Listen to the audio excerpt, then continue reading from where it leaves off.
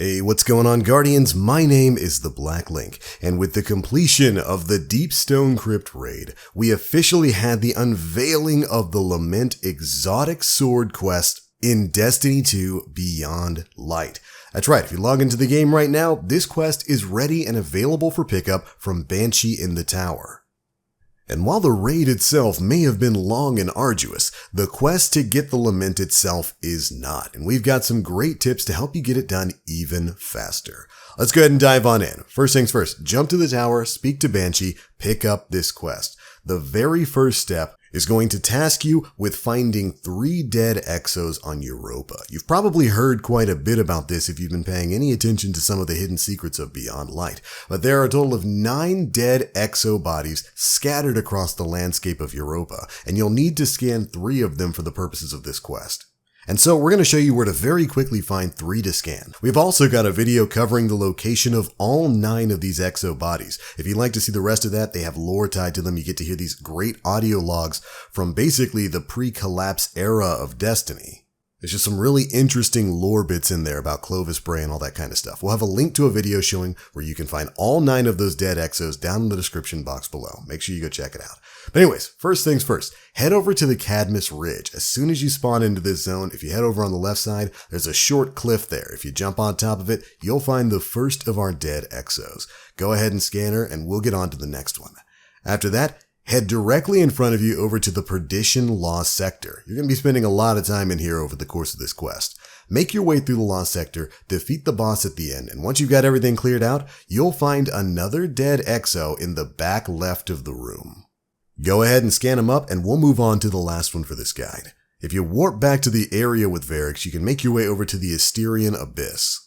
Once you're here, follow the path that we're taking on the video. It's going to take you down towards the area where you generally have to go for the Glassway strike. If you make your way to the right of the entrance of that area, you'll find another dead Exo frame next to a hill. Go ahead and scan them up, and we'll move on to the next step. Next, you're going to be tasked with meeting a giant Exo frame in a hidden Exo facility. This can be found in the Braytech Exoscience area. So make your way back to the Cadmus Ridge area and over into the Bray Exoscience Zone. This is generally the path you have to take when you're doing some of the Empire hunts, like the one to go in and take down Phylax. Except this time, when you head into the main Bray Exoscience area, take a right instead of a left. There will be a new path opened up for you to explore. Make your way all the way through it. It goes for quite a bit, and you'll come face to face with the giant Exo head of Clovis Bray himself.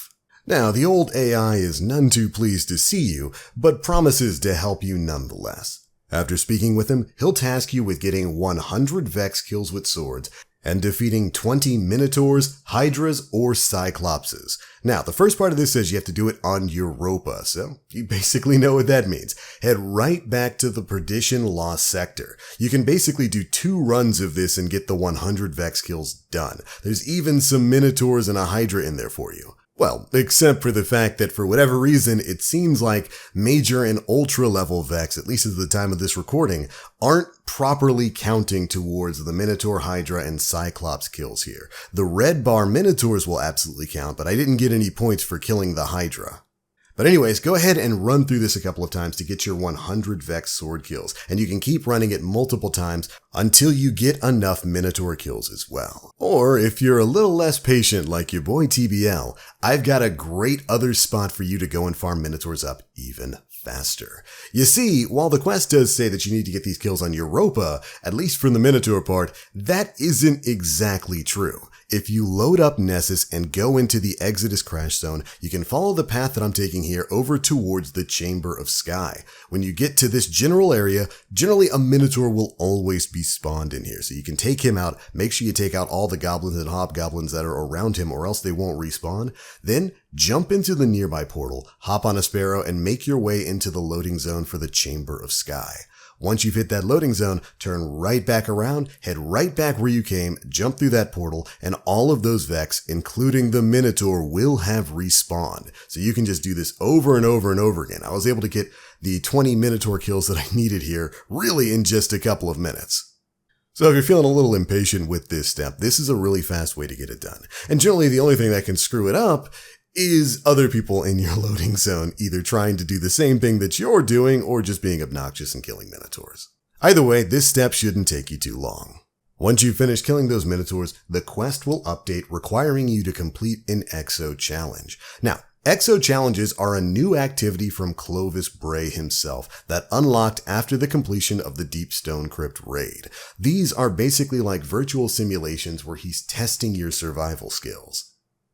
There's actually a story quest available now that is going to introduce you to this new activity from Clovis. In order to get to it, you need to head back to the Bray Exoscience area like you're going back to meet Clovis Bray's gigantic head, and you'll see the icon there to start up the Exo challenge. The first one of these is actually really interesting. It incorporates a mechanic from the raid where you're basically stuck out in really harsh weather. It's essentially a really long jumping puzzle where you're making your way from fiery vigil to fiery vigil while trying to survive the storm. You need to make your way to these fiery vigils in order to warm yourself up, and whenever you're outside of their range, you'll get a stacking debuff titled Biting Cold. If this stacks up too high, you die and fail the challenge. And so you'll need to make sure you get to the fire pits to break off this debuff. You can also break the debuff by killing nearby Vex, who will drop an item for you to pick up that gets rid of it as well. Anyways, make your way through the challenge, get to the top, and take down a Vex boss in order to complete the Exo challenge, also rewarding you with some powerful gear if you haven't done it already. Once this is complete, the quest will update and Clovis will give you your next objective, defeating Vex with finishers. Yeah, you know what this means. Right back into the Perdition Lost Sector we go. There are plenty of Vex in here if you just, take your time, don't kill them with gunshots, just get them weak enough to finish them. 2 runs of this Lost Sector will get this step done. The lower level red bar enemies, stuff like goblins and hobgoblins, tend to get you between 1 to 2% progress, while the major level Minotaurs will get you a bit more. But again, I was able to get this step done in 2 runs of this Lost Sector, so it shouldn't take you much time at all. Once that's done, your next step will be to collect pieces of the Lament blade in the Glassway strike. So go ahead and load up that strike. There's nothing really too special about it. Make your way through until you find some Vex, of course, at the very end of the strike. And once really around the first ad wave spawns, you should see a Transcendent Harpy spawn as well. This will be a new ultra level enemy. Take it out and you will collect the blade piece we're looking for. After this is done, head back to the tower and speak with Banshee 44, who will inspect the blade pieces and then send you looking for a lost bunker in the Eventide ruins. Well, there's only one bunker I know of in the ruins themselves back on Europa, and it's the Lost Sector, Bunker E15. Load back into Europa, make your way through that Lost Sector, and upon defeating the boss and opening the chest, you'll receive the blueprints for the Lament itself, as well as an emergency transmission from Clovis. Apparently, the Vex don't appreciate the pranks he's been pulling on him and are now breaking into the Bray Exoscience area. Make your way outside of the Lost Sector and there will be a new quest for you to pick up. This quest is going to have you fighting your way back to Clovis Bray, going through waves and waves of Vex along the way. Make your way through the quest, forge the exotic sword, and then wield it against your enemies to save Clovis Bray. Doing so will of course reward you with the Lament exotic sword. But we're not quite done here yet, don't worry, we'll be revisiting this footage in just a sec. Once you've completed the quest, a thankful Clovis Bray will bequeath the sword to you, and then send you back to Banshee with the special mission of helping him remember a few things. Head back to the tower, speak to Banshee, and congratulations, you will have fully completed the Lament exotic questline. Congratulations, Guardian, you got yourself a real monster of a weapon this time. Let's go ahead and take a look at her. The Lament exotic solar damage sword comes with the special ability Banshee's Wail. You can hold your block button to rev the blade. Revving the blade increases damage, allows for shield bypass, and adds a shield piercing ability to all attacks. You'll also gain stacks when dealing damage with revved attacks. Additional stacks will increase the damage and damage resistance of heavy attacks. Meaning this is a weapon where you guard, it revs the sword up, that gives you all kinds of buffs, both defensive buffs and offensive buffs, and then you can stack those buffs even higher by using your newly revved sword to take down enemies. This pairs up with the exotic trait, Revved Consumption, where damaging a combatant heals the wielder. That's right. All damage you do with a Lament heals you back for a percentage of the damage done, basically taking the Warlock Devour ability and shoving it onto a ridiculously powerful heavy weapon. This thing is fantastic. And once you figure out exactly how it works, this thing is going to be a monstrously powerful weapon in tons of different bits of content. And I say figure out how it works because it is a little bit on the odd side. The Lament does massive amounts of damage, especially once you rev up that blade, but it can be a little bit tricky to figure out how it works. Essentially, you just want to hold that shield button, which immediately starts revving the blade. You don't really need to hold it that long. Generally, once you've seen the kind of fiery shield around yourself, it means the blade is revved and you can start doing attacks. But the way it works is you need to attack constantly in order to get the benefits of the revved blade. If you swing once and then walk around and try to swing again, you lose that benefit and you'll have to re-rev the sword. Meaning you want to charge it up and then immediately go into a combo against a strong enemy.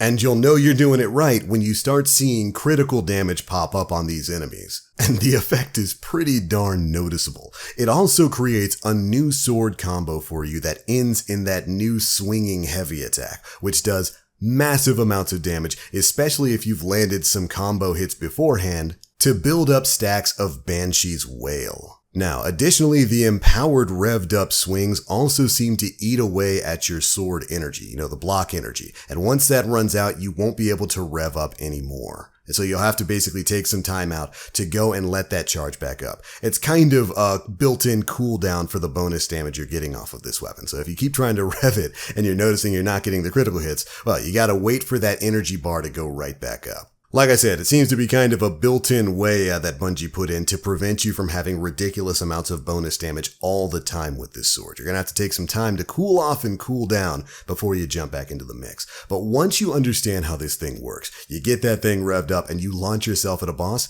you are going to be erasing them in seconds and then laughing away any damage they do to you in the meantime. The mixture of critical hit damage with a new super powerful combination. You do maybe 2 light attacks and then 1 heavy attack to get that new swing in there. You do so much damage and you can just heal off so much damage. It's really a fun weapon and is exactly what I would want out of a massively powerful close range weapon like this. You get that great block with the, while you're revving up with the flame shield. You can build up those stacks to get further damage resistance and better damage on your attacks. And you can heal yourself with the damage you're putting out.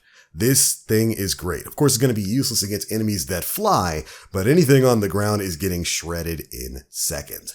I love this thing. I am having tons of fun running around and testing it out. As a quick example, one of the most annoying enemies of the game, Overload Captains. Those champions are really, really annoying, and it usually takes quite a few sword hits, even with Falling Guillotine, to take them down. Lament kills them in one combo rush. 2 light attacks, 1 heavy attack. That champion is gone in a 1250 Legend Lost Sector. Just further proving how powerful and versatile the Lament is. Really, this thing is a lot of fun and I can't wait for you guys to go and test it out yourselves. But alright Guardians, that is it for this video, and that is how you can complete this exotic quest to get your hands on the Lament exotic sword. This one is definitely worth your time. Those are my thoughts. Be sure to leave me yours down in the comment section below. How do you feel about this thing? Have you found some really fun combinations? How fast are you shredding bosses? Make sure you let me know. If you enjoyed the video, feel free to drop a like, make sure you subscribe, and hit that notification bell to stay up to date with all the latest stuff we're putting out. But for now, as always, I am the Black Link. You Guardians, stay frosty.